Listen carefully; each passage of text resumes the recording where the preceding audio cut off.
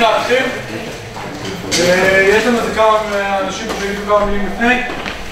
דבר ראשון, מתן פלג, מנכ"ל התנועה. חברים, תודה רבה. שנייה אחת לפני שנתחיל. We want to thank Michael that helped us so much to do this program, the program for Zion Institute, and we want to give you a present.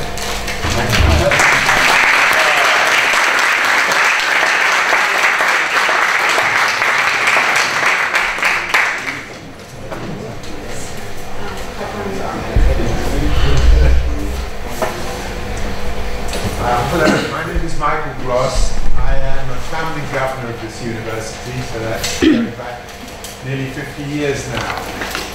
And therefore it came as a particular shock to attend a lecture in English here, where a professor by the name of Oren Yiftachel explained to both Israeli and non-Israeli students that this country is illegitimate, that it has colonized other people's land, that the Ashkenazim persecute the Mizrahim, who should go back to the Muslim countries of their origin, where of course they would be treated very nicely. And I just found all of this at the expense of the Israeli taxpayer an obscenity. So I looked around for allies. There was nobody within the university who wanted to be very helpful. But I found in Tier 2, and together we nearly, very nearly, got the Faculty of Social Sciences closed, because there the recruitment and the promotion has been entirely corrupted, and if you're not left-wing post-anti-Zionist, you don't get anywhere, and they send their people around the world to all these anti-Israeli conferences to speak. So I was very pleased to cooperate with Untitled to produce this program to counter this anti-Jewish, self-hating anti-Semitism in this university, and have a program with the best speakers we could possibly get to put what we believe is the correct point of view, and the point of view which David Ben-Gurion would have been proud of. Of course, there could be nobody better than Caroline Glick. Now, it's always said somebody needs no introduction, but in her case, it is absolutely true. And I will only say one thing about her, that at the Jerusalem Post conference every year, which I attended most of, she is by far the most popular speaker amongst the non-Israelis there. She gets the greatest applause, and she talks the most common sense. So it is with great pleasure that I asked Caroline to take the stage and perhaps remind us who we are, what we came here for, and what we should be doing. Thank you very much.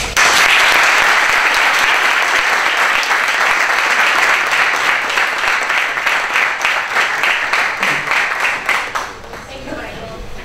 קצת מוזר לי, אני חשבתי שנקבע לכמה דקות בעברית, אבל הבנתי שבסוף אני אמורה לדבר באנגלית, אז אני מתנצלת מראש לכל מי שחשב שהוא מקבל הרצאה בעברית, שאני חושבת שהיא נותנת, אבל אני אעבור עכשיו לאנגלית, לדבר על הנושא שבזכותו אנחנו כאן היום. So I just apologize for speaking in English because I had actually been under the impression that this was going to be in Hebrew, but I was told to prove that I'm bilingual, so I'm speaking in English. I was asked by Michael to discuss the boycott, divestment, and sanctions movement in the United States, in Europe, where have you, and what it's about, what it means for Israel, what it means for Israeli academia, what it means for you, students. And I had been intending to speak about my book, Sipuach Anshav, The Israeli Solution, a One-State Plan for Peace in the Middle East, that came out in English last March, and it came out in Israel in February, I think, this year. And the good thing is that they're related. So I'm going to talk about both of them, because we can't really understand the BDS movement without understanding the nature of the Palestinian war against Israel. But to begin at the beginning, Let's start with the BDS movement. What is the BDS movement? Well, I think to understand it, it's worth telling a couple of stories. So there's a philosophy professor at Connecticut College named Andrew Pessin, who joked about the fact that he was the only member of the faculty of the college that was openly pro-Israel. This turned out not to be a joke for him, but rather a nightmare, because during the operation in Gaza, the war that Israel was forced to fight against Hamas in the summertime, Professor Pessin wrote a Facebook post where he referred to Hamas as a rabid pit bull. He had an analogy to Hamas as a rabid pit bull, which I think is rather mild. But because it is rather mild, the pit bull doesn't eat its own puppies, and Hamas devours its own people by using them as human shields. So with all due respect, it's an insult to pit bulls.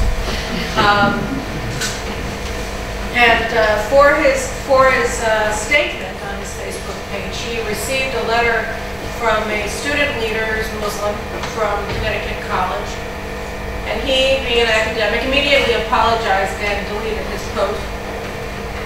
And that was the only beginning of his nightmare. Despite the fact that he had deleted the post and had apologized to somebody who took personal offense to the fact that he referred to a terrorist movement that was conducted in an unlawful war against Israel and Israeli civilians that were targeting civilians indiscriminately, and therefore each act of war that Hamas undertook against the state of Israel over the summer was a separate and distinct and discrete war crime. She took offense at that. She took offense in the name of Hamas. Apparently insulting Hamas was for this young woman who was a member of the student leadership at Connecticut College a great insult. She took it personally and was wounded by it. And so her friends at Connecticut College started a personal war against this professor. They hounded him at home. They hounded his wife. They harassed his family, and they ran a series of editorials in the school paper against him. They had a commission, I think, of inquiry against him from Connecticut College, and all along the administration said it was a matter of free speech, and he had hurt the students' feelings.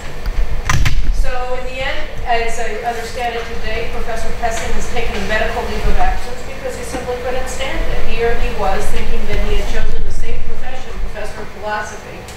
Doesn't get more quiet than that. Connecticut College is in the middle of nowhere, Connecticut. Nice pastoral area.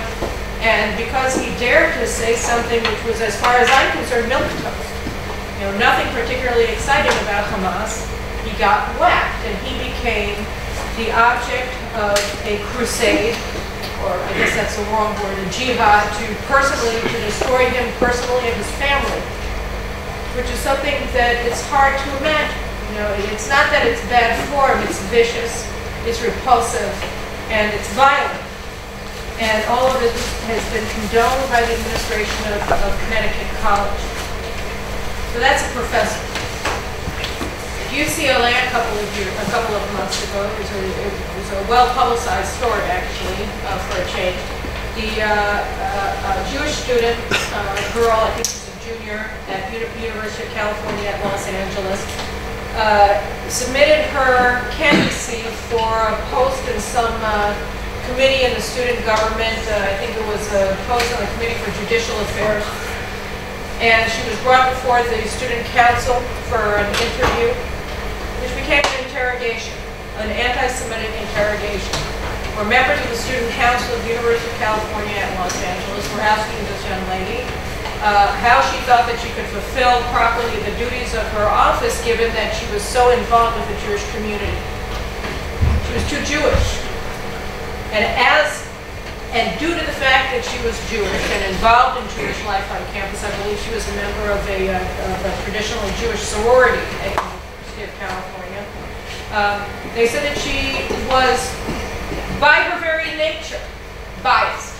By her very nature, incapable of clear and impartial judgment, and therefore unfit to sit on the judicial committee of the student council of the University of California at Los Angeles because she was a Jew. This incident, which received national coverage, was, of course, nothing new. A month later, the same thing happened to a young woman at Stanford University who was in an almost identical situation, not allowed to perform a function in the student government because she was too involved in the Jewish world at Stanford University. What preceded this on UCLA campus was a campaign by a group of minority or minority groups on campus in the fall, around the time of the student elections, that was spearheaded by the Muslim groups, where they told members of the student council or candidates for the student council that what they really need to do, what they would like them to do, what they asked them to do, is to sign what they called a statement of ethics. A statement of ethics that this consortium of minority groups or some such, led by the Muslim Students Association of University of California at Los Angeles and Students for Justice in Palestine and the Jewish Voices for Peace, a Jewish organization. What they were asked to do in the statement of ethics was to pledge not to go to Israel on any group sponsored by any Zionist organization, not the ZOA, the Zionist Organization of America, not NABRIF, Anti-Defamation League, not AIPAC, not Aish Torah's Hasbara Fellowship Program. They wanted them to pledge not to go to Israel on any trip organized by a Zionist organization. And one of the candidates who agreed to sign this pledge was elected president of the Student Council of UCLA. And at the time that this statement of ethics was distributed to candidates, the pro-Israel students on campus appealed to the chancellor of University of California at Los Angeles, a man by the name of Eugene Block, not a Catholic. And they asked him to condemn this blatantly biased anti-Semitic statement officially in the name of the University of California in Los Angeles, and he refused, saying that it was protected speech. And his position was seconded by Janet Reno, the former Attorney General of the United States of America and the president of the University of California system, which presides over both the Universities of California and the Cal State University system. So Janet Reno backed him up. Block said it was protected speech. And I think that it's worth for a second dwelling on the nature of his assertion. First of all, it's deeply, deeply hypocritical, right? Because he would never say that somebody could make a statement of ethics telling people that they couldn't tour San Francisco with any gay rights group, right? Nobody would ever say that you cannot go on an organized trip to the East Village of New York City, right, with a gay rights group. That would not be protected speech. It would not be protected speech to say that you cannot go with the Black Panthers on an organized trip to Harlem or to Alabama or to Mississippi. Under no circumstances would any minority group or majority group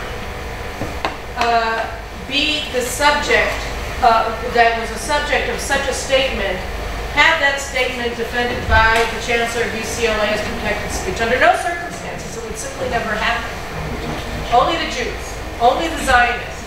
It is protected speech to tell people that there's something basically evil and unacceptable about Zionist organizations that want to organize student trips to Israel.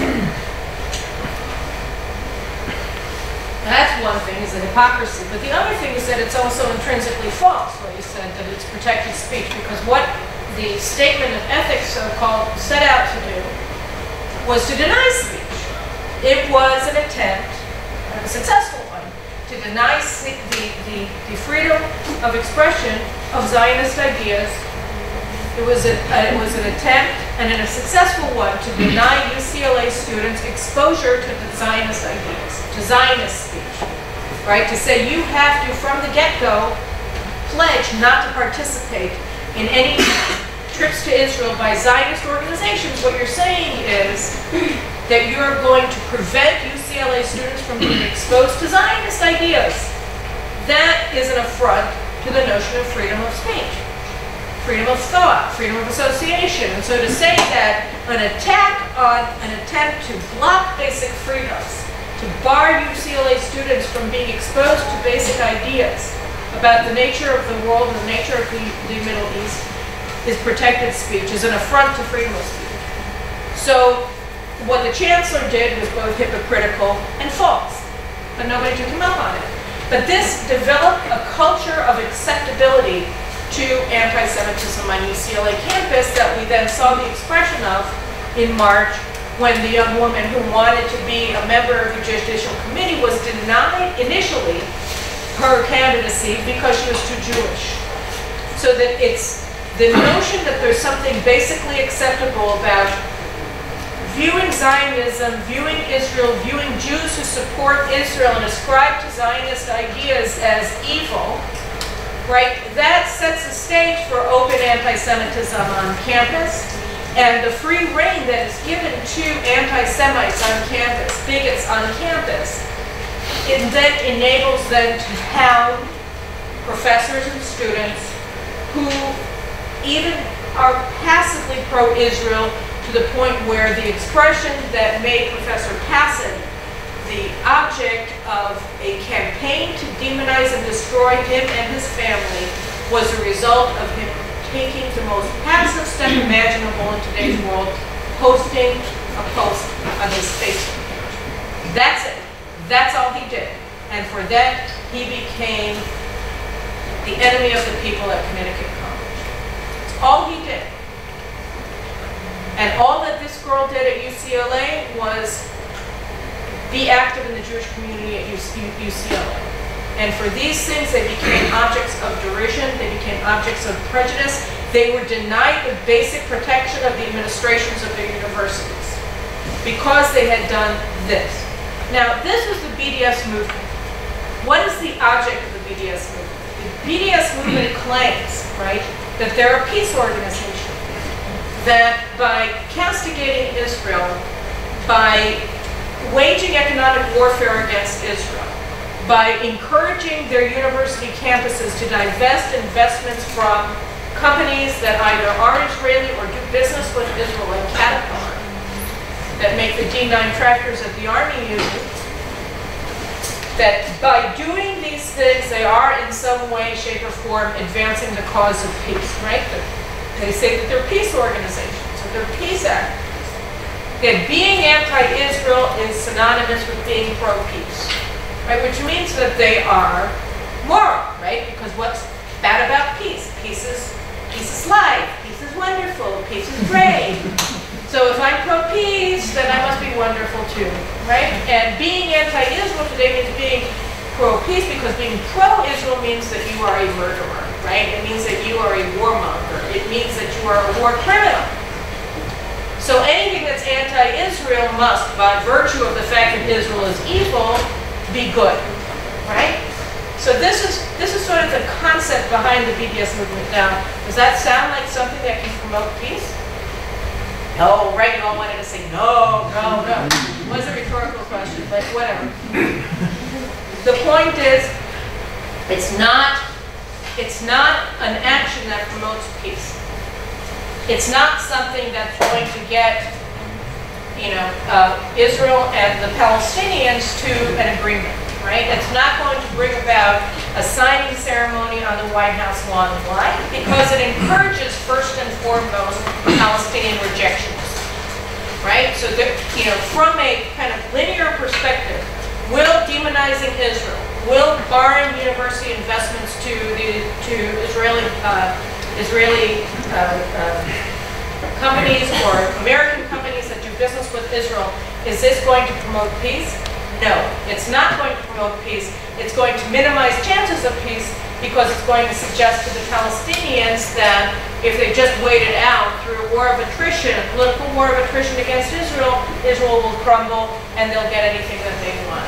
Right? That Israel won't be able to withstand the economic warfare that's being conducted against it, the diplomatic warfare that's being conducted against it, that's turning Israel into the scapegoat of the international community and throwing us outside of the international community. So if we become a pariah state, we won't be able to deal with it, and like the apartheid regime in South Africa, we're going to crumble, and they're going to be able to pick up the pieces. So there is no way, right, that this is going to lead to a peaceful resolution along the lines of a negotiated settlement for peace between Israel and the Palestinians, because it empowers the Palestinians to never make a deal with Israel.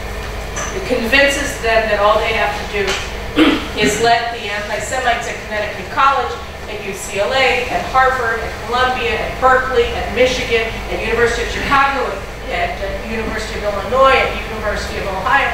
Every single school practically in the United States has a BDS movement that's active on college campus. Let them do the business for them, and Israel will crumble. So this is not about peace. It's about something else. Now, what is it about?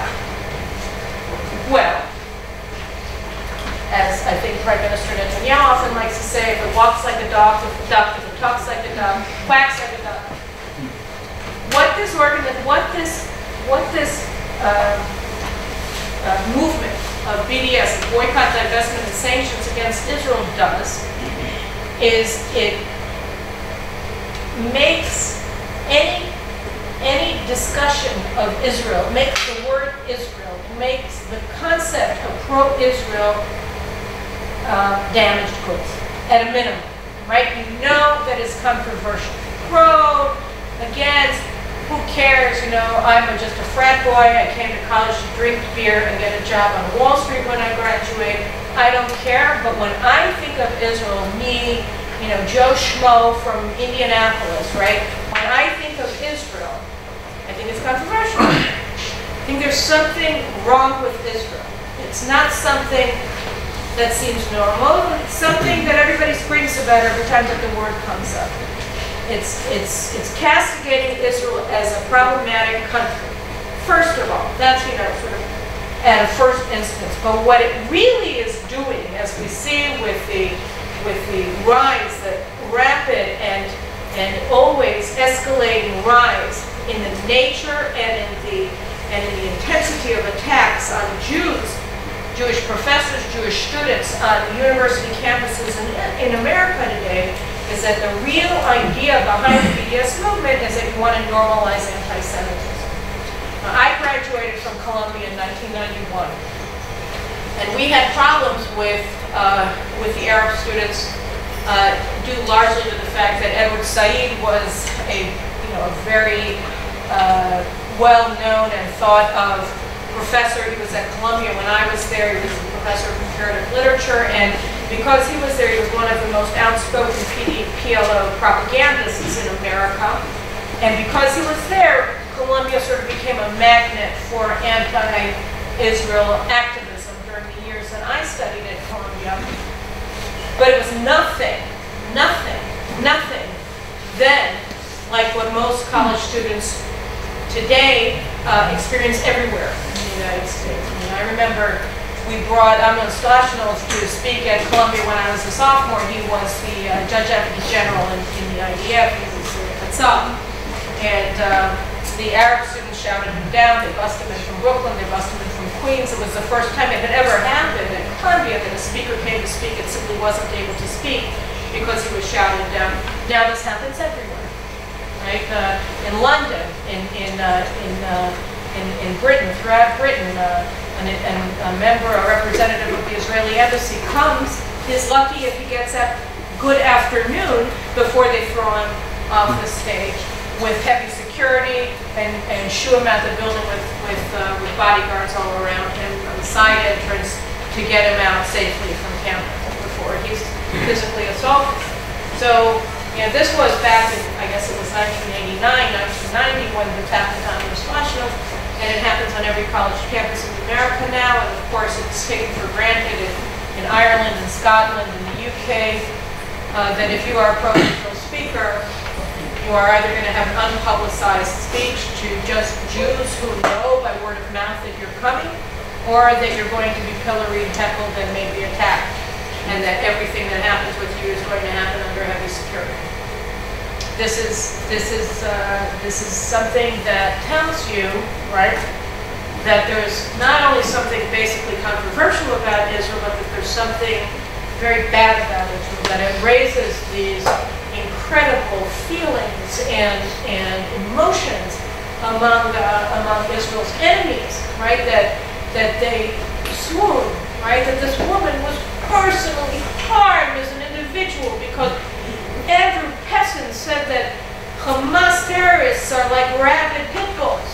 Oh, the shame. Oh, I feel so bad. I couldn't get out of my bed for a month. I sunk into this depression and all the Prozac and all the world couldn't get me out of it. You know, this is a disaster. There simply, America was not an anti-Semitic country. There was anti-Semitism, don't get me wrong. I mean, you know, my grandfather graduated from Cooper Union in engineering in the early 1920s. He couldn't get a job in engineering because he was Jewish. So, that's bad. They couldn't get into a country club. Oy vey, I couldn't get into a country club. But now you can't go to English class. This is something of a completely different order. This is not anything like what Jews experienced in the past, because this kind of anti-Semitism that's going on campuses today has a completely different motive or a completely different objective than the social ostracism that and even professional discrimination that my grandparents suffered from in the early 20th century. The goal of the BDS movement today is to kick the Jews out of the public square in American elite circles. It is to make it all but impossible for Jews to express themselves freely in accordance to their conscience as Jews in American college campuses. To make it impossible as a practical matter, as a social matter, for Jews in the United States to feel comfortable openly identifying with Israel, the Jewish state. Openly identifying with the idea of Jewish nationalism in America. Because if you do that, then you see that you're going to have a hard time getting into student government, you're going to have a hard time going to class, you're going to be picketed, you're going to be immiserated in any number of ways. And I'll just give you another example. A radical leftist lesbian professor at Smith College. I don't remember her name. This was earlier in the year. And these things happen every day. These are just the things that sort of get above the radar so that a journalist in Jerusalem actually notices them. She was a teacher. She taught, I think, about water salination or desalination projects of water. And she was taking her students on a class trip during winter vacation to Israel to see desertification, to go to the Jordan Valley, to go to desalination water plants in Israel, and to learn the subject from the ground. So this is a radical leftist professor in good standing, you know. Open, gay, open, lefty, open, whatever. She gets picketed, and all the students who are going to her class after this class trip to Israel is announced have to walk through a picket line of anti-Israel protesters saying that they're siding with baby killers for agreeing to go on a class trip to look at water projects in Israel. So they come to the Smith College Senate, and they have a hearing on it because she complained, the professor complained. And she found herself, with no protection from the administration, being pistol whipped by these anti-Israel protesters who have gotten the blacks with them and they've gotten all these minorities with them. And this poor woman, she wasn't a Carolyn Glick reader, you know, and she finds herself categorized with me, lumped in with an ultra-Zionist lady, right? You know, she becomes me because she thought it would be reasonable to take her students who are learning about desalination and desertification, to to the place that has pioneered the technology for desalinization and fighting desertification. And it's funny because she turned to, for help, this fella named Philip Weiss, who runs one of the most active anti-Jewish hate sites in America called Mondo Weiss, for help, because he's Jewish. And he, you know, couldn't he help her? She liked him, right? She didn't like Caroline, you know. She liked this guy, Philip Weiss, and he came to Smith College to watch the proceedings in the Senate that were going on against her. And he was cool with it, because really what he wants to do is destroy Israel. But he quoted Norman Finkelstein, one of the heads of the BDS movement, who got his career actually, I think, at Columbia, where I remember heckling him back in 1988. But he's now become a big, big star of the BDS movement. Jewish. And Norman Finkelstein said to him, look, this is the goal of the BDS movement. It is to make it impossible to voice any support whatsoever, even tangential support, that involves viewing Israel as a country like any other country. You can learn Italian in Italy, you can learn French in France, you can learn the art of bread making in Provence, you can learn desalinization techniques in Israel. No, no, no, no, no. Israel cannot be seen outside of the prism of colonialist oppressor. That is the goal of the BDS movement. It is to make it impossible to voice any support whatsoever for the state of Israel, or for anybody even tangentially identified with it, like this poor lady at Smith, who suddenly found herself the object of an anti-Semitic hate campaign for thinking that it would be okay to bring her students here to learn what we're doing here, what we're pioneering. So this actually brings us to the story of the Palestinians and the conflict between Israel and the Palestinians, because the case that they're claiming in the BDS movement is that Israel is oppressing Palestinians. So they have all of these, you know, iterations of this that are insane, but basically their statement is that Israel is the source of all of the problems in the world, the region, of the world. We are the root of everything bad that happens anywhere. I remember Hassan Nasrallah once gave a speech where, among other things, he said that Israel was responsible for the fact that there are Muslim men that can't find wives. And you know, there was a laundry list of all the things we were responsible for, and one of them was unmarriageability. I just thought, you know, it's like, yeah, I did that to you. That's right. But it is the same concept. We are the cause of ISIS, right? We're the cause of Iran's nuclear weapons program. We're the cause of Arab extremism, of Charlie Hebdo massacre in Paris. That was us. You know, everything bad that happens in the world is a result of Israeli oppression of the Palestinians. And that's the basic idea. So everybody's really, really mad in the Islamic world because there's no Palestinian state, right? And the reason that there's no Palestinian state is because Israel's greedy. Those Jews will cough up sufficient land to make the Palestinians happy. And by the way, you'll notice in the entire, you know, discussion that I just had with you about BDS, I never mentioned territories. I never mentioned Judea and Samaria. I never mentioned Jerusalem. You have Jews in the BDS movement who say, like Peter Beinart, or here in Israel as well, professors who say, well, if we just quit the territories, then everything would be fine, and we're pretty cool with boycotting settlement products, they call them. You know, anything made in the industrial zone in Barkhan or in Mishor Adumim or wherever, you can boycott those areas, and that's great. Don't buy any wine from Sagod Winery. And that's it. It's not against all of Israel. It's only against those Israelis. Only those Israelis who live there, who work there, who operate there.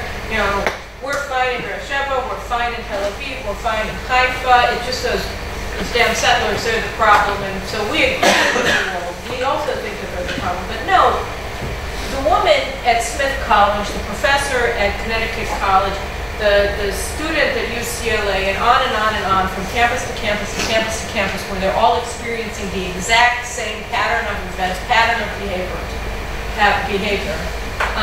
None of this has anything to do with the territories. The BDS movement is not about boycotting, divesting, and sanctioning Israeli products, Jewish Israeli products that are made in Judea and Samaria and Jerusalem. It's about destroying Israel. It's about saying that Israel has no legitimacy, it has no right to exist. Israel is a Jewish state. The Jews, as the PLO Charter from 1964 says, are not a people. We have no right to a nationality. We are not a nationality.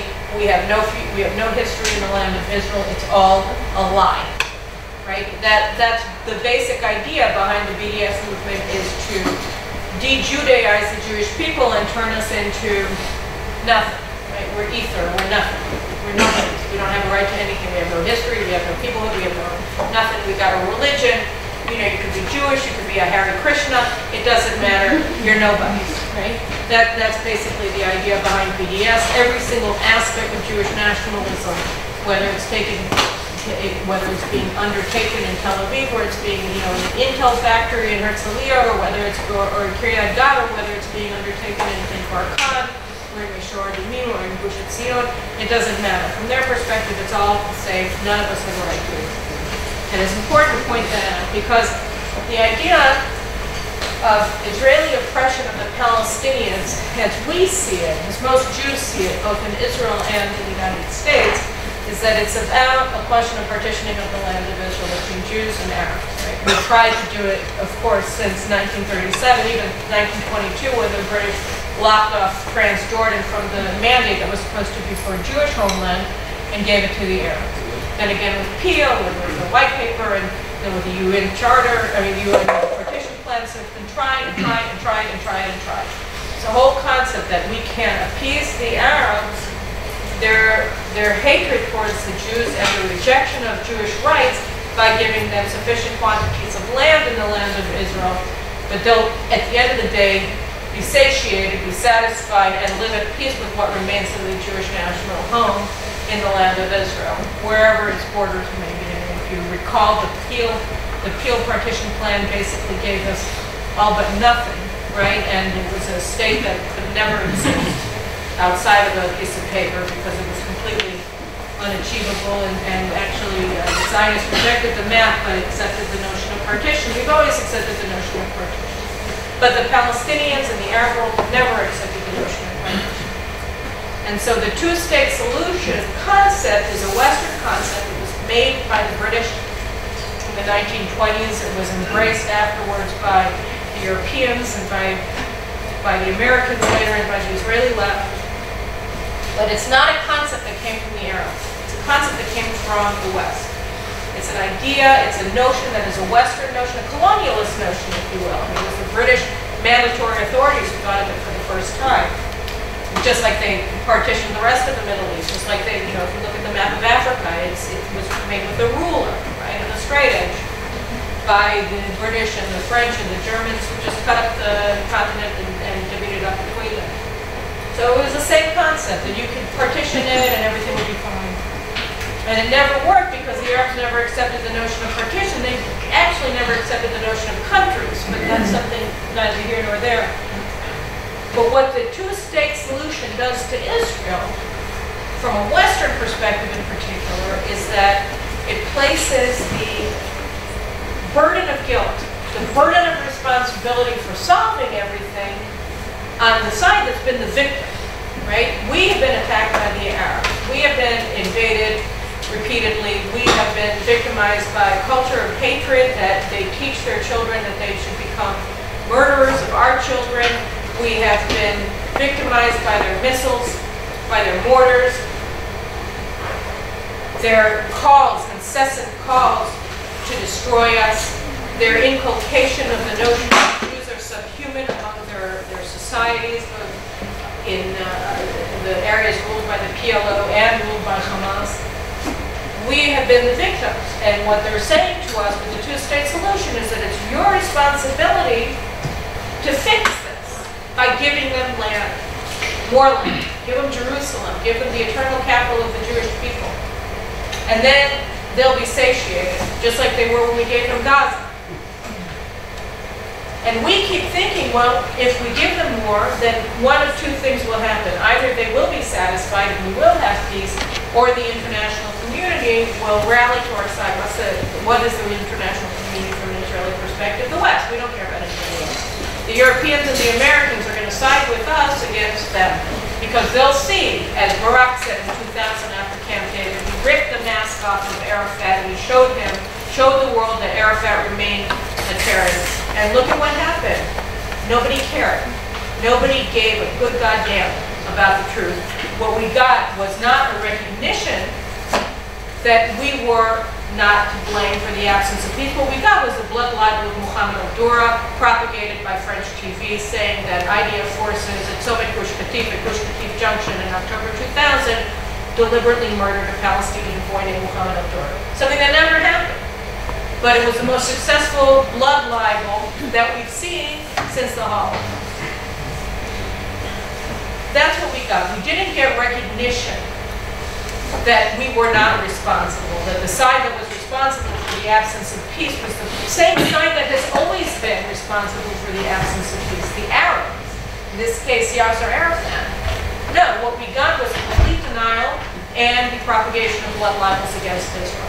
We got the Durban Conference in August and September of 2001, which set out the blueprint for the BDS movement that followed immediately afterwards, which was to castigate Israel as an illegitimate colonialist occupier, an outlet of European colonialists that had come here and willfully, deliberately, and maliciously taken land away from the indigenous people of the land of Israel, these Arabs, who were saintly and wonderful and never hurt a fly, wouldn't think of it, and by the way, their women enjoy equal rights, likes of which nobody ever saw. Right? That's what we were told. Nobody wanted to accept the truth. Nobody has ever wanted to accept the truth. You know, do you realize that the Palestinian leadership rejected the white paper in 1939, ה-ספר הלבן, that they rejected it. It was a paper that called for the destruction of the Jewish body politic in the land of Israel by 1945, at the height of the Holocaust. The Arabs rejected it because they enabled continued Jewish immigration of a total of 75,000 people for over a period of 5 years. That for them was unacceptable at the end. לא הבנתי מה זה. אמרתי שאנחנו שוכחים. לא, למה הם סירבו? הם סירבו משום שהספר הלבן אמר שמדי שנה יותרו להיכנס לארץ ישראל 15,000 יהודים נוספים עד שיגיעו לכאן 75,000, ומרגע שיכנסו לכאן 75,000 כעבור 5 שנים, אז הממשלה שתקום כאן, כמובן בראשות חאג' אמין אל-חוסייני, כן, הם יכריעו לגבי המשך מדיניות ההגירה היהודית לארץ ישראל הפלסטינית. זאת אומרת, הם אמרו שלא משנה שאתם מחסלים עכשיו את הציונות, שאתם בכלל מתנערים מהרעיון שאי פעם תמכתם במדינה יהודית כאן, לא משנה שאתם אוסרים על רכישת קרקעות על ידי ישראלים בכמעט כל ארץ ישראל, חוץ מקרקעות שכבר קנינו. זה מה שהספר הלבן עשה, לא משנה שאתם קיבלתם את כל העמדות של הערבים, אפשרתם לעוד 75,000 יהודים להיכנס לכאן, אנחנו פוסלים את הספר הלבן. So we forget that even the most extreme offer that was made to the West, made by the West to the Arabs was rejected. The white paper in 1939, we forget. Because we think we recreate history in our mind constantly. We're reinventing it. We're whitewashing everything out of it, all the facts and everything, because the only way that you can come up with this notion of Jewish culpability, of Jewish responsibility for the absence of peace, is to deny 90 years of history. And that is what the two-state solution does. And again, we have to remember this is not an Arab idea. It's a Jewish idea. But what a Jewish idea, a Western idea, a British idea, and now an American idea, it's a centerpiece of American Middle East policy, bipartisan support for it, right? What we really need to do in order to settle the affairs of the Middle East is to establish a Palestinian state. Bush said it, the most pro-Israel president. You can't even believe that there was once a president who loved us after 6 years of Obama. But he did, and he wanted us to quit Jerusalem. Everybody wants us to quit Jerusalem because the notion of Jewish-Israeli culpability for the absence of peace has become so rooted, right, in the ideas of the architecture of American foreign policy making over the past 20 years that people who are pro-Israel support it because they don't understand how anti-Israel it is. Israelis don't understand how anti-Israel the notion of two-state solution is, and they don't recognize that without this policy, we wouldn't have the BDS. If we hadn't already accepted responsibility for the absence of peace between Israel and the Palestinians, and therefore through that, because we are responsible for unmarriageability in Lebanon, because Jews are guilty of everything, we have taken on responsibility, guilt, for all the pathologies of the Islamic world.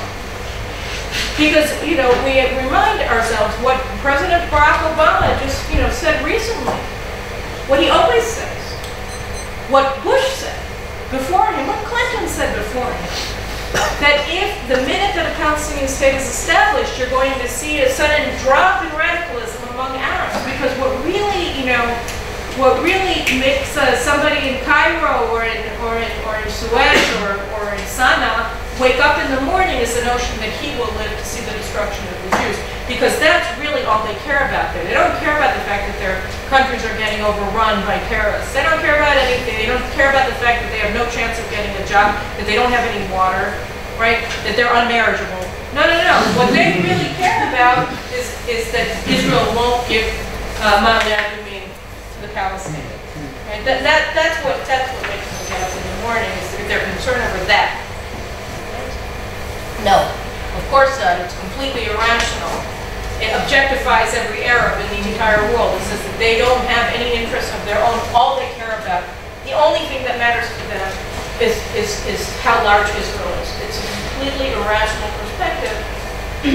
And that is another proof, by the way, that it's anti-Semitic, that the anchor of it is not rational policy making, but rather bigotry against Jews. Because at the end of the day, one of the things that distinguishes anti-Semitism from other forms of bigotry, and it just makes it so eternal, is that it involves the rejection of reason and rationality. Because the truth is that over the past 3,000 years, we've never been guilty of any of the things that we've been blamed for. We didn't use their children to make matzah.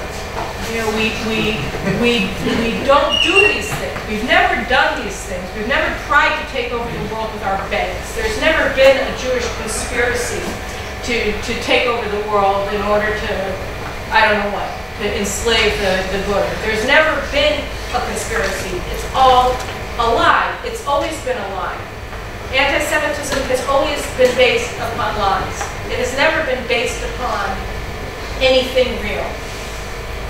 And so when you see the two-state solution as a policy-making paradigm that's based upon projecting guilt for everything onto the Jews because we won't quit Jerusalem, then you understand that it isn't a rational policy model. It's completely irrational policy model. There's never been a policy model in world history that has failed consistently every single time for 90 years. 90 years.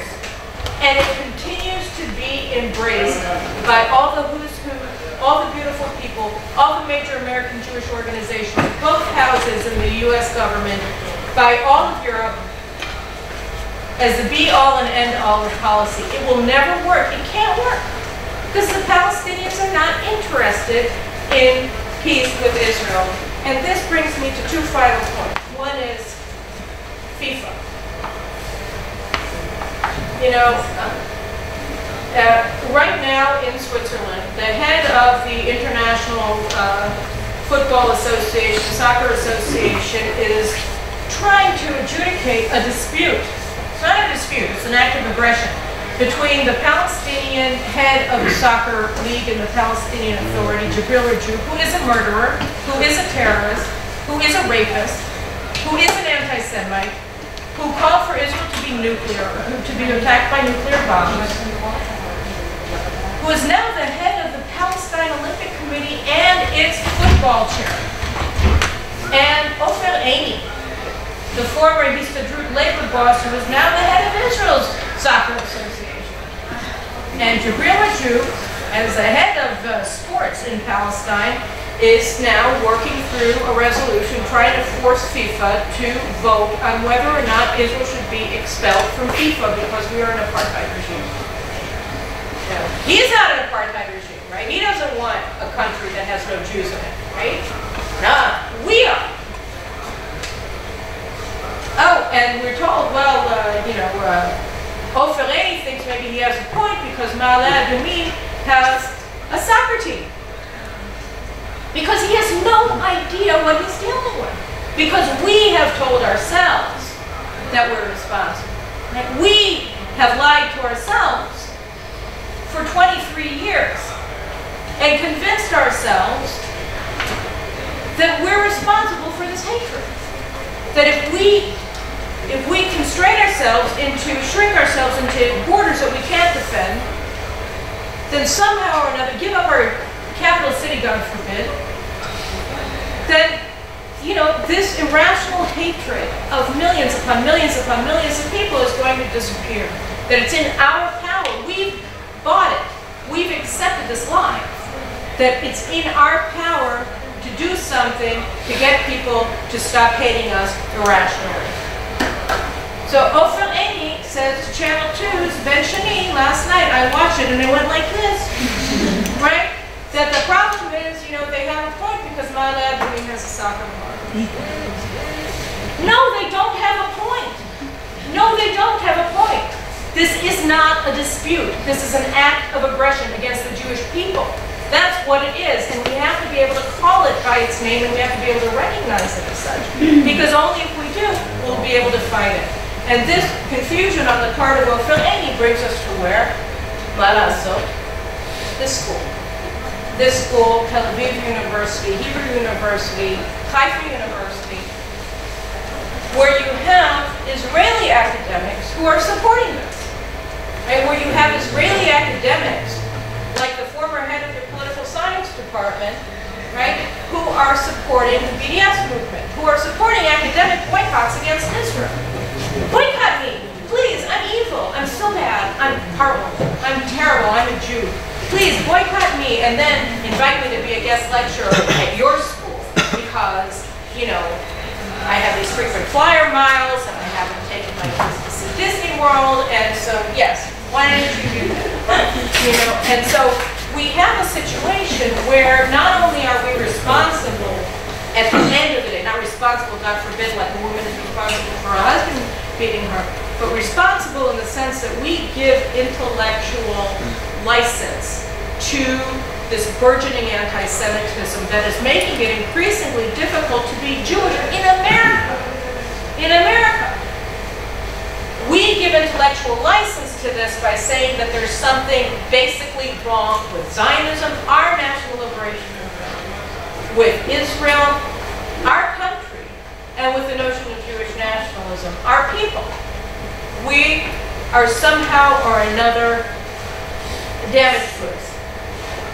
Something's wrong with us. We're bad, inherently, intrinsically. There's something evil about us.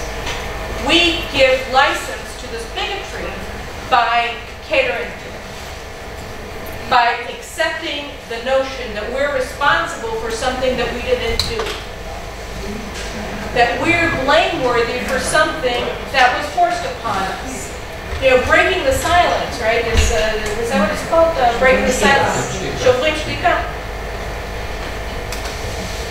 Is it a surprise that they put out all of their lies first and foremost in English and not in Hebrew, and it was just by chance that Zahava Galon, thinking that she was advancing their cause, puts out their completely mendacious, false, dishonest testimonies on her Facebook page and started a maelstrom.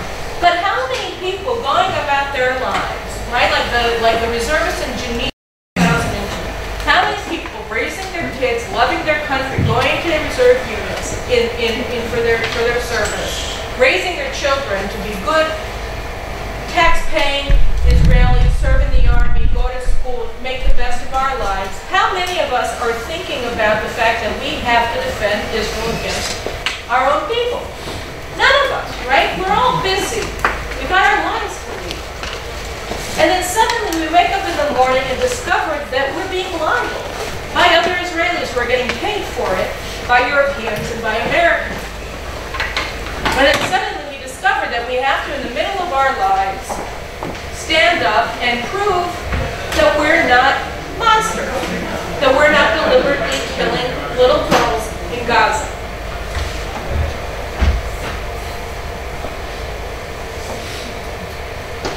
The BDS movement, again, just to conclude, because I want to give you guys time to ask questions. The BDS movement is not about peace. It is about destroying Israel. It is about making it impossible in the Western world for people to express any support for identification with or just normal feelings towards the state of Israel. It's to make it impossible for anybody to acknowledge that the people who are seeking to murder us and our families are in fact evil and not victims. It's supposed to make Jew hatred in America and Europe normal, acceptable, and justified. And it's working. And it's working. And if we want to fight it, we have to understand that we are victims and not aggressors. That we are not oppressing anybody. And it's not just saying we're the only democracy. We have to go on offense against this. We have to say we're not taking this anymore. We're not going to see our good name besmirched by a bunch of people who want our country destroyed. We're not going to look at you as people who we can have a normal intellectual debate with because you are not behaving in a manner that comports with the notion of reason. You are accepting lies about us. You know that they're lies. We could sit here and explain to you why they're lies, but it doesn't matter to you. You're not here because you were reasoned into this position. You're here because you hate Jews. Let's expose you. You're a bunch of bigots. You, Chancellor of UCLA, with your non-Catholic surname. You know, shame on you. You think that Jews should be, open to destruction on your campus? Well, let's give you a piece of your own medicine. Let's pick at your house. See how you like it. You cannot get away with this. You administrators at University of Michigan, you cannot get away with this.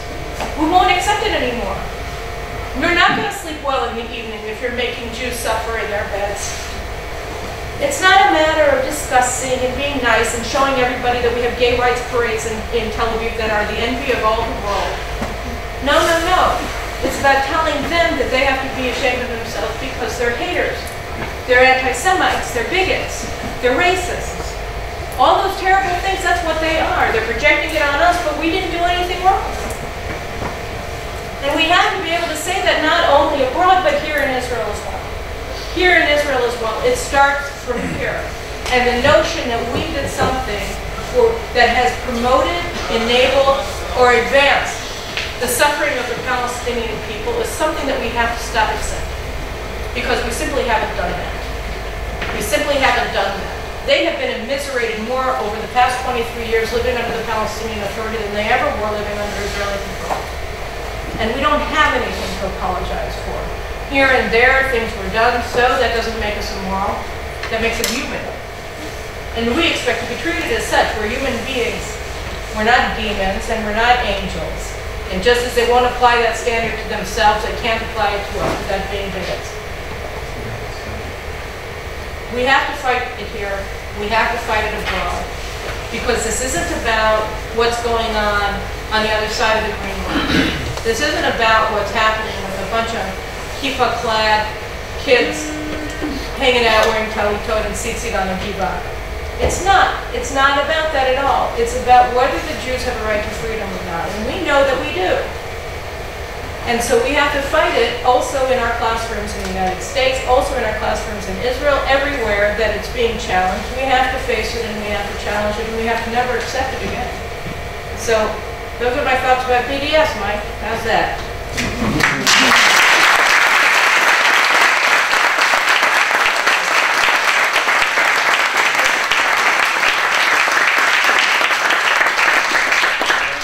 Okay, we've got some time for questions. Yes. אני אשאל בעברית, so I'll ask in Hebrew, because I prepare myself. קראתי את הרעיון, מה שהיה לינק בעמוד הפייסבוק. לא הבנתי למה לא ללכת קודם כל לסיפור של שטחי C. אתה מדבר על הספר שלו. כן. לא אמרתי שלא צריך ללכת. אני אומרת שזה בסוף של הדבר. אנחנו צריכים להכיל את הפלסטינאים. אנחנו לא יכולים להיפרד מהם, כי הם לא הולכים לשום מקום. וכשאנחנו אומרים שאנחנו רוצים להיפרד מהם על ידי כך שאנחנו מקימים להם איזושהי ישות נפרדת, אז אנחנו רואים שהישות הנפרדת הזאת, שנקראת הרשות הפלסטינית, קיימת כדי להביס אותה. קיימת כדי להשחיר את השם הטוב של מדינת ישראל וכו' וכו'. אז אם כבר אי אפשר להיפרד מהם, ואי אפשר להיפרד מהם, אז צריך להכיל אותם בתוכנו. מה זה אומר, איך לעשות את זה? אני לא אומרת מה צריך לעשות. אני בעד התוכנית של קודם כל להכיל את הריבונות בשטח C, אבל מה שצריך לעשות כל הזמן בחקירה שלי, כן, גם ברמה ההסברתית, גם ברמה האינטלקטואלית, גם ברמה המדינית, היא שקודם כל אנחנו צריכים להפסיק לתת לגיטימציה לאש"ף. קודם כל, בראש ובראשונה, אנחנו צריכים להפסיק את ההפרדה המלאכותית הזאת בין אש"ף מצד אחד וחמאס מצד שני. אין הבדל מבחינתנו. זה נבלה וזה טרפה. ואנחנו צריכים להיות מסוגלים להבין את זה. אנחנו לא רוצים להגיד את זה, כי אנחנו זורים חול בעינינו אנו. אנחנו אומרים, טוב, הוא מתון. אין שום דבר מתון בתרומה הזאת. כלום. שום דבר. כלום. אבל ממש שום דבר. ואנחנו צריכים להיות מסוגלים להודות בכך, כן? ולא להגיד, הוא בסדר וזה לא בסדר. שניהם לא בסדר. וכל עוד אנחנו נותנים לגיטימציה לדבר הזה, אז אנחנו פוגעים בעצמנו, משום שהוא לא קיים כדי לשבת בסבתא איתנו ולחתום איתנו על ההסכם שלנו ולחיות איתנו בדו-קיום. הוא קיים כדי להילחם נגדנו, כדי, במקרה הספציפי של אבו מאזן, כן, לזרוע, לגרום, לחולל ולקדם את מסע הדה-לגיטימציה של מדינת ישראל, כאשר המטרה, כפי שאנחנו רואים עם ג'יובים פיפה, המטרה היא להוציא את ישראל מקהילת העמים ולהחליף אותה עם פלסטין. לא פלסטין אמיתי, אבל פלסטין על נייר, כן, שאנחנו נמשיך לממן אותם כמובן, כן, אבל הם רוצים להביא למצב שאנחנו לא יכולים לקיים יחסים כלכליים בינלאומיים, שאנחנו לא יכולים לקיים יחסים בינלאומיים דיפלומטיים. אז אנחנו, כל עוד אנחנו אומרים את הדבר הזה, אגב גם לאפשר פתח לאיראן, לדאעש וכו' וכו' וכו' בפרוזדור ירושלים בתל אביב. אז זה מה שהוא עושה ואנחנו נותנים לו. זה לא רק שאנחנו נותנים לו כסף. כסף שאנחנו אומרים איך אנחנו מעבירים כספים לרשות הפלסטינית. אנחנו צריכים להבין שהעברת הכספים לרשות הפלסטינית היא בעצם הצעד האחרון, ממש הקצה של הצינור. הצינור לא מתחיל עם זה, זה תולדה של, כן, שלל של נושאים אחרים שמובילים למצב שאנחנו לא יכולים להימנע מלהמשיך לממן את השרץ הזה, להכיל אותו. אנחנו לא יכולים להימנע מזה משום שאנחנו אומרים שהוא לגיטימי. ההתחלה של ניתוק הכסף הוא באמירה חדה וברורה, כן? שאבו מאזן הוא אויב. זה לא שהוא לא פרטנר היום, ואולי אנחנו נשכנע אותו שמחרתיים להיות הפרטנר שלנו. הוא לא יהיה הפרטנר שלנו. אש"ף היה, נשאר, תמיד יהיה ארגון טרור שכל תכלית הקיום שלו הוא חיסול מדינת ישראל. הוא לא זז מילימטר מן הדבר הזה מאז 94. הוא משקר פה ושם, ערפאת היה אמן, הוא למד מהסובייטים, שהם באמת המציאו את זה של הלוחמה הפוליטית, של הפסיכולוגית. אבל אנחנו משתפים פעולה וזה מביא אותנו כן למצב שלישראל אין ברירה, אלא להמשיך לתת להם כסף. זה לא להפסיק את הכספים, זה להפסיק קודם כל בראש ובראשונה את הלגיטימציה. אם אני הייתי עכשיו עופר עיני, כן? אז אני הייתי מגיבה למתקפה של ג'רוזלם עם תביעה ישראלית. סליחה, פלסטין זה לא מדינה. ואם כבר, אז המדינה היא בעזה, ומה פתאום שהוא מייצג אותה, כי הוא גר בחברון, כן? ואנחנו דורשים בתור מדינת ישראל לסלק את פלסטין מפה. לא להתגונן על עצמנו, להתחיל מתקפה, מה פתאום שיש כאן פה את פלסטין? אם אתם רוצים לסלק אותנו, אז גם אותנו. אנחנו אומרים שאם אתם רוצים לסלק אותנו מפיפה, אז צריך להיות ביחד איתם. הם לא יכולים להיות פה, הם לא מדינה. כפי שהוא מוכיח עם ההתנהגות הבלתי אחראית הזאת. אז קודם כל, להפסיק את הלגיטימציה. Yes, sir. את הספר שלך לפני כמה ימים, לא הספקתי לקרוא אותו. אז אני לא ברור לי אם המציאה של הסיפור גם יעניקו להם אזרחות ישראלית. אם זו הכוונה, אז זה לא פתרון לאורך זמן.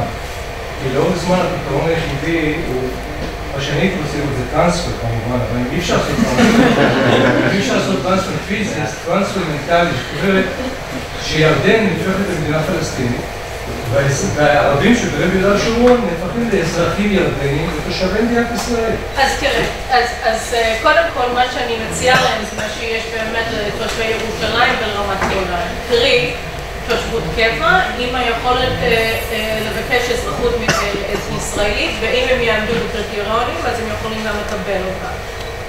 אני חושבת שאין אפשרות להימנע מזה, אם אנחנו, כפי שאני מסבירה בספר, זה כבר כמובן ההרצאה שחשבתי שאני הולכת לתת, אבל שאני נותנת משהו אחר שזה בסדר. תראה, אנחנו לא יכולים להתקיים במדינה פלסטינית מכל מיני סיבות, אבל זה איום קיומי על מדינת ישראל, בראש ובראשונה כי אנחנו לא נוכל להתגונן יותר. לא תהיה לנו אפשרות, הם יתפשו לתוכנו ונחוסל, כי אנחנו נהיה חברה מרוסקת שבדיוק זה אתה סילק 300,000 יהודים מהבתים שלהם מינימום, כן, כדי להקים את המדינה הזאת, היודן פריי. צה"ל מבצע את המהלך הזה, וזה אומר שיהיה לנו צה"ל שלא יכול לתפקד אחרי זה, הוא יהיה ארגון הרוס, הוא כמעט נהרס, גולני כמעט נהרס עם הסילוק של 8,000 יהודים מהבתים שלהם ב-2005. הוא לא ישרוד כגוף קוהרנטי את המהלך הזה, ואנחנו נמצא את עצמנו, קודם כל, אבו מאזן, ייגמר בדיוק כמו שמועמר קדאפי, משום שהוא לא יוכל לעצור את הזרימה של אנשי ג'יהאד, קודם כל התושבים של מחנות הפליטים בירדן, בלבנון, בסוריה, כולם בשליטה של חיזבאללה או אל-קאידה, הם ייכנסו, וגם אנשי הג'יהאד המוצלחים, הלוחמים העזים של חיזבאללה, של דאעש וכולי, שהגיעו מעיראק, שהגיעו מירדן, שהגיעו מכל האזור המפרץ וכמובן מאיראן, והוא לא יעצור את זה. אז לא תהיה מדינה פלסטינית. ומול הדבר הזה תעמוד ישראל בתוך גבולות שהיא לא יכולה להתקיים בתוכה. אז אם אנחנו מבינים שהפתרון הזה הוא הסוף של מדינת ישראל, שזה איום קיומי, למעשה לא פחות גדול מאשר האיום הגרעין האיראני. אז השאלה היא, אוקיי, אז מה עושים? אז מה עושים? מה בעצם אנחנו, אז בשביל זה אנחנו צריכים קודם כל להבין מה קורה עם ערביי ישראל. ומה התפקיד שלנו בתוך הסיפור הזה. בערביי ישראל, בקרב ערביי ישראל, מתקיימים בעת ובעונה אחת שני תהליכים מקבילים ומתנגשים, או סותרים יותר נכון. מצד אחד, מאז 93, חלקים גדולים מאוד, בעצם מאז 70 שנה, לצורך העניין, מאז תחילת תהליך אוסלו עם אש"ף, אנחנו רואים שערביי ישראל עוברים רדיקליזציה שמוספת על ידי הרשות הפלסטינית. בין אם זה התנועה האסלאמית, בין אם זה בל"ד, בין אם זה אחמד טיבי, הם עוברים תהליך של רדיקליזציה שמביא אותם לאמץ עמדות אידידנטיות, בדלניות, שמבקשות להיפרד בצורה כזאת או אחרת מישראל, לבטל את הזהות הישראלית שלהם, ולהגדיר את עצמם מחדש בפלסטינאים מגבולות 48. מצד שני, יש לנו תהליך הרבה יותר מפתיע, כי זה לא דבר שהיה תולדה של דברים שאנחנו עשינו, שזה תהליך של אינטגרציה בקרב ערביי ישראל. עכשיו, מאיפה זה נובע? אם זה לא מאיתנו, זה מהאזור.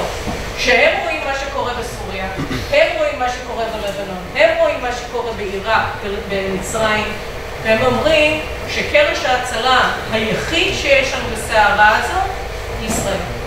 ושמה שאנחנו צריכים עכשיו הוא להתמזג בתוך החברה הישראלית, להיות חלק ממנה, לחזק אותה, ולקבל על עצמנו באופן מלא את הזהות הישראלית שלנו כגרים, כן, כלא יהודים בתוך מדינה יהודית. אנחנו רואים את זה למשל בקרב הנוצרים, עם התנועה עכשיו להתגייס לצבא, אבל לא רק בקרבה, גם בחיפה, גם בערים מעורבות אחרות, אנחנו רואים שיש מספר הולך וגדל של משפחות ערביות ששולחות את הילדים שלהם לחינוך בעברית בבתי ספר ישראלים, כדי שהם יכולים להתקבל לאוניברסיטאות פה, כדי שהם יכולים להתמזג בתוך חברה ישראלית. לא היו מספרים כאלה בירושלים זה קורה, שבחיפה זה קורה, שזה תהליך אחר, שזה קורה משום שאנשים מתחילים להעריך, כן, את המיקום שלהם, את המזל שיש להם להיות אזרחי מדינת ישראל בזמן זה, ולהבין שהדרך היחידה בשבילה להינצל מדאעש, להינצל מכל המחלות נפש האלו שמסתובבים כאן באזור כיום עם טילים מתקדמים, היא לחזק את ישראל, היא להיות חלק מישראל. עכשיו, את התהליך הזה אנחנו יכולים לעודד ולעזור ולחזק, וזה מה שאנחנו צריכים לעשות. עכשיו, איך אתה עושה את זה? קודם כל אתה עושה את זה באמצעות אכיפת חוק. כי כרגע הרי מי שמרגיש כך הוא מקופח, לא רק על ידי התנועה הזאת או התנועה האחרת בקרב הערבים, הוא מקופח על ידי שלטונות החוק הישראלים שמסרבים לאכוף את חוקים באופן שוויוני כלפי כל אזרחי מדינת ישראל.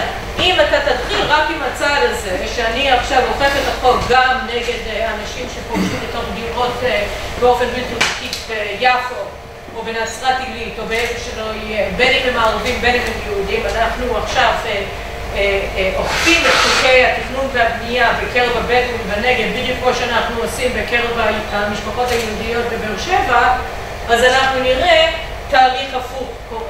כי כרגע מי שאנחנו בעצם מרצים, מי שעימם אנחנו מיטיבים, הם פורעי החוק.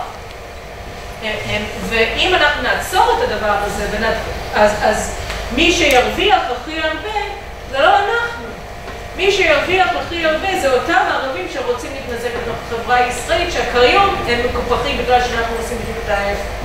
עכשיו, אני חושבת שהמודל הזה, אם אנחנו נשכיל לעשות את זה בקרב ערביי ישראל, כן, אז זה ישליך גם על היחסים שלנו עם הפלסטינאים, כי אתה מדבר עם פלסטינאים, ואתה שומע געגועים, אפילו בקרב אנשים שלא נולדו ב-94, לכך שבתקופת השלטון הישראלי היה יותר טוב, שכשיש למישהו בחירה לעבוד בקרב בעצם מעביד פלסטיני או לעבוד בהתנחלות, מעדיף, כולם מעדיפים לעבוד בהתנחלויות, שלא לדבר על בתוך מדינת ישראל הריבונית. העדפה שלהם זה לעבוד עם יהודים, לעבוד בשביל יהודים. ומי שבעצם מעניש אותם על כך זה הרשות הפלסטינית. מי שאומר להם שהם לא יכולים לקנות אוסם, כן, הם לא יכולים לקנות במבה, זה הרשות הפלסטינית.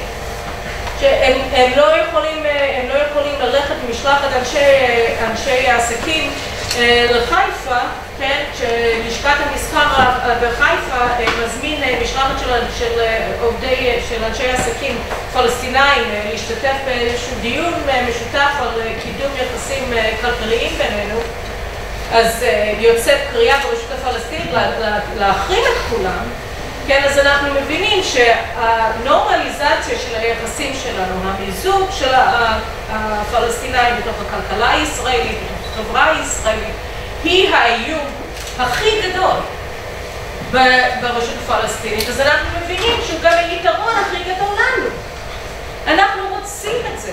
עכשיו, אם בסופו של הדבר אנחנו גם יכולים באופן כזה או אחר לשכנע, או שאנשים ישתכנעו שיש להם הזדמנויות בחוץ לארץ, אז זה בסדר. אבל אני אומרת שכמדיניות רשמית של מדינת ישראל, וכמדיניות הנכונה של מדינת ישראל, אנחנו צריכים לקבל אותה בלי פחד. כי אם אנחנו אוכפים את החוק, אם אנחנו הולכים לפי שלטון החוק, כפי שאנחנו כולנו אומרים שאנחנו רוצים, אז אנחנו רואים שהחוק הזה גם יכול להגן עלינו. אבל רק אם אנחנו מיישמים אותו ואוכפים אותו באופן שוויוני כלפי ערבים ויהודים כאחד. ועוד פעם, אני רואה פשוט את התהליך, שאנחנו לא עשינו שום דבר כדי לעודד, להפך. כן? אני רואה שהתהליך הזה מתקיים בקרב ערביי ישראל, ואגב, בקרב הפלסטינאים שרוצים יותר ויותר עסקים מישראל על הפעם החלטה של רשות הפלסטינית. אז אני חושבת שתהליך כזה הוא חיובי באופן מוחלט, כאילו אין כאן צד שלילי, כן? אם כל מיני הורים אומרים, אבל התחתנו עם הבנות שלנו, אני אגיד, סליחה, מי אחראי על החינוך של הבנות שלכם? אתם. תשתקו. תיקחו אחריות על החיים שלך והדברים יהיו הרבה יותר טובים. כן. לגבי מה שרגע אמרת, אנחנו מתוכנו להרבה אותם איתנו, זה בדיוק החיתוב השני של חוק השבות. שאנחנו כאילו כל כך פועלים בשביל לעשות את הדעה של יהודים. ודבר נוסף שזרקתי הערה קטנה, לגבי השמירה על אש"ף, אנחנו עדיין מתדיינים איתם. בסופו של דבר, כמו שאנחנו נותנים ללגיטימציה להתקיים, אנחנו גם צריכים את הלגיטימציה בשבילנו ברמה הבינלאומית, כאילו שאנחנו מנסים לעשות שלום. אז זהו, אז אני חושבת שזה לא נכון. אני חושבת שהרעיון שאנחנו מקבלים על עצמנו את הדין הזה הוא רק פוגע בנו. שאנחנו אומרים שאם עמי העולם שלא פועלים מתוך איזשהו מעשה רציונלי, כן? איזשהו אינטרס רציונלי שפוגעים בנו, שאנחנו אומרים שכדי לרצות אותם אנחנו צריכים לפעול באופן משוגע, זה לא נכון. אנחנו צריכים קודם כל להפסיק עם הפתולוגיה הזאת שאנחנו צריכים, כי זה לא נכון אגב. זה לא נכון אגב. ועכשיו יפים, נעתק את כל קשר? דבר של יפים, וזה לא יגרור לבית או בינלאומי. זה תהליך שמתחילים איתו ונראה לאן מגיעים. כי כרגע התהליך שאנחנו עושים הוא הפוך. עוד פעם, אולי זה בגלל שאתם צעירים יותר ממני. שאתם לא מבינים כמה הדברים השתנו וכמה מהר השתנו. כשאני נזכרתי בזה שאני למדתי בקולומביה בסוף שנות ה-80, תחילת שנות ה-90, זה לא היה בכתיב. קולומביה הייתה, היא עדיין, אבל היא הייתה אז, כשאני למדתי שם, האוניברסיטה הכי אנטי-ישראלית בארצות הברית, בזכות או בעטיו של אדמונד סעיד, שהיה שם פרופסור. אז זה לא בכדי שאני אומרת את זה. מעולם לא היה דבר כזה. מעולם לא היה דבר כזה. בקולומביה. לא היה טרור אינטלקטואלי חברתי כלפי יהודים בקולומביה. והיום יש את זה בכל מקום. בכל מקום. בכל אוניברסיטה בארצות הברית יש את הטרור הזה. עכשיו, זה לא רק אוניברסיטאות. המעמד של ישראל ברמה בינלאומית ב-90, 91, 92 הייתה בשמיים. אתה יודע שהודו וסין קיימו איתנו יחסים דיפלומטיים לראשונה ב-91. אתה יודע שכל המדינות האפריקניות שניתקו איתנו את היחסים אחרי 67 ואחר כך אחרי 73 בגלל החרם הערבי, בגלל אופק, אז הם חידשו אותם בסוף המלחמה הקרה, ב-89, 90, 91, 92. הפריצה הדיפלומטית הגדולה של מדינת ישראל בעולם לא הייתה באוסלו. מאז אוסלו, המעמד של ישראל בעולם רק הולך ונחלש. המעמד של יהודים בעולם והמעמד של ישראל בעולם, שניהם ביחד הולכים ונחלשים מאז 93. עכשיו, עוד פעם, אני סוברת שהסיבה לכך היא ההקשר שאנחנו נתנו בזה שקיבלנו את אש"ף. האישור שאנחנו נתנו למסע של הדה-לגיטימציה של ישראל. אילו לא עשינו את זה, כן? אז אנחנו היינו, נכון, היינו צריכים להתגונן. אני זוכרת בני בגין הגיע לכל הפלאס. וכולם חשבו שאני שמאלנית גדולה. כי שאלתי את השאלה, הוא אז התנגד לרעיון של השמאל שהיה אז לדבר עם אשה. שאלתי אותו, כי באמת לא עבדתי. אמרתי, תגיד, אני לא מבינה, למה לא לדבר עם אשה? כי אם אתה צודק, ואגב, הסכמתי איתו, שאשה זה ארגון טרור, אז הנה, אז יראו שהם לא רציניים, הם לא בסדר, הם שקרנים, ואז הם ירדו מישראל. זה היה אחרי 88, כשהייתה הצהרת העצמאות של אש"ף, בנובמבר 88, אז הוא הגיע לקמפוס, אז אחר כך הם רצו לשדך אותי עם יושב ראש מרץ באמריקה. אבל באמת, אני לא הזמנתי, בתמימות שאלתי, אני לא מבינה למה אתם לא עושים את זה. עכשיו, שאלות כאלו, השגות כאלו, מתקפות כאלו, אתם לא מדברים עם אש"ף, זה עוד פעם, זה כאין וכאפס מה שאנחנו מתמודדים בו היום. אז אני אומרת, קודם כל בוא נפסיק את השטף דם הזה, כן? בוא נפסיק את הדבר הזה שנולד משום שאנחנו נתנו לגיטימציה לארגון טרור שנורד כאן, שנוצר אך ורק כדי לפגוע בה. זה מה שאני אומרת, קודם כל נפסיק את זה, כן.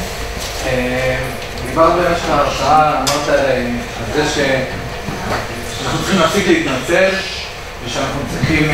פרופגנדה של הבית היהודי. אגב, אתה שואל השאלה האחרונה, כי רותם רוצה למכור לכם את הספר שלי. Excuse me, we members of the board have certain duties that we have to fulfill, so I want to just add my personal thanks for an incredibly stimulating lecture. I hope all of you realize that you have an obligation to fight within this university those people who say that we have no business being here, that we are illegitimate, who send our soldiers in uniform out of lectures. Every one of you have a responsibility. It's not just in the Gola that the university authorities don't protect the Israel position.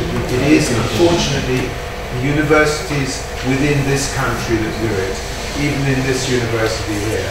So I'm going to have to say goodbye to you all tonight because we've got a dinner that we have to attend. And I want to thank Caroline very much for her wonderful and inspiring talk. Thank you very much.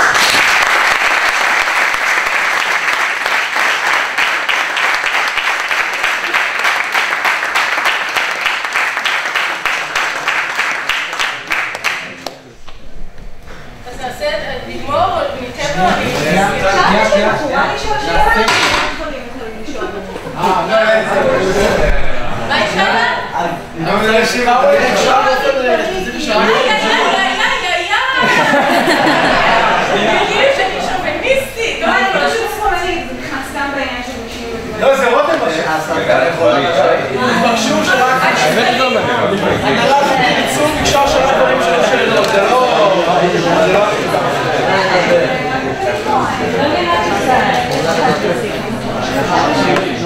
ספר עולה 30 שקל, אבל עוד מעט.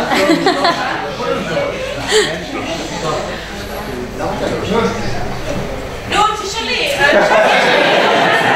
אני רוצה לשאול למה תשאיר לך.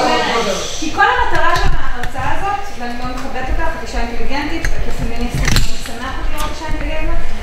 את כאילו מציגה את אבל פמיניסטית צריכה שתי המדינות... מה?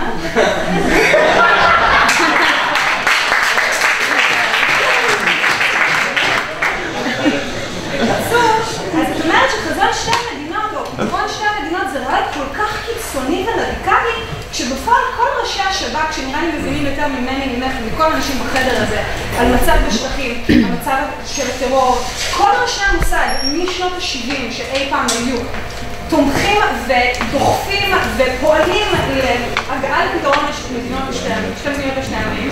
כל הרמטכ"לים, באמת בוגי יעלון שיש לו סיבות פוליטיות משלו להיות בימין, כי בשמאל פשוט להציע, כל אנשי הביטחון במדינה הזו, עכשיו, הפתרון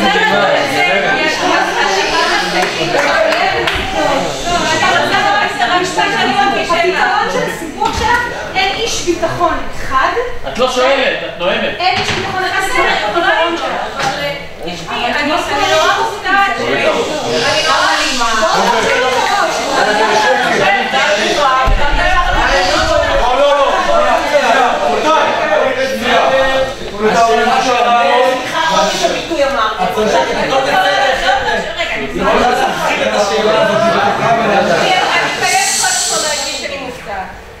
למה אני מופתעת? משום שאני חשבתי שההגדרה של להיות פמיניסטית ואגב שמאלנית זה לכפור באוטוריטות, לעמוד מנגד ולהגיד אני לא מקבלת את המוסכמות שלכם, אני לא מקבלת את זה שאתם אומרים שבגלל שאני אישה אז אני צריכה להיות כזאת וכזאת וכזאת, ולמה זה עוצר במטבח? למה את חושבת שאם מישהו היה ראש השב"כ אז הוא מבין בדיפלומטיה? ראש השב"כ בהגדרה זה מישהו שמבין בלחסל מחבלים. זה מה שהוא מבין, בגלל זה הוא קודם, בזה הוא טוב. וזה בסדר גמור, זה רק השערה מסוימת, כן? אבל אני לא מבינה מה זה ההתבטלות הזאת בפני כל מיני אנשים גדולים ממני והם מבינים יותר טוב ממני, אז אם הם מבינים יותר טוב ממני, אז למה משה רבינו לא? כן, למה כל מיני אנשים אחרים לא? למה את כופרת בזה ולא בזה? אני לא מבינה, למה זה בסדר? בגלל שהם מסכימים איתך, למה לבוגי יש שריטה ולמאיר דגן אין? יש לו, אגב, וגם יש לו, מה זה משנה? גם לי יש שריטה, גם לך יש שריטה, מה זה משנה לצורך העניין? כולנו בני אדם, אבל להגיד שבגלל שכל מיני אנשים אומרים, תראי לאן הגענו, בגלל שכל מיני אנשים חכמים אמרו, הגענו ל-1,600 יהודים מתים, כן, על עשרות אלפי משפחות הרוסות, כן, לזה הגענו מדחי לדחי מבחינה מדינית, כל ההבטחות שהיו להם, כל מה שהם הבטיחו לנו, לאורך כל הדרך, לא רק שלא יתממש, אלא שקיבלנו את ההפך. כל מה שהם הבטיחו לנו, קיבלנו את ההפך. הבטיחו לנו יונה וקיבלנו מטרה במצח. מה קיבלנו? אז אני לא יודעת, אי אפשר להגיד שבגלל שכל מיני אנשים גדולים ממני אומרים משהו, אז אני לא אעז לחלוק עליו. כי הוא רב אלוף ואני סרט. לא, אני לא יכולה לקבל את הדבר הזה. אם את רוצה להיות חופשייה ברמה אינטלקטואלית, ברמה חברתית, אז את צריכה לשאול ולפקפק וכל מי שבא אלייך ואומר לך את הדברים. ומה שבסופו של הדבר צריך להכריע את הכף בשבילך הוא מבחן תוצאות. ואם הוא הביא תוצאות, אז כנראה שהוא צדק. ואם הוא הביא תוצאות הפוכות ממה שהוא הבטיח לה, אז כנראה שהוא טעם. עם כל הכבוד ל4 מצלמות שבורות, או 40 מצלמות שבורות, או 40 מצלמות תקינות, לא משנה. הוא לא אוטוריטה אם מה שהוא אומר לא מתממש. הוא לא יודע על מה הוא מדבר, אם הוא הבטיח ולא קיים. זה מה שאני חושבת. ואני, אין לי בעיה, כן? תבררי איתי מה שאת רוצה. אני על כל אני שקופה.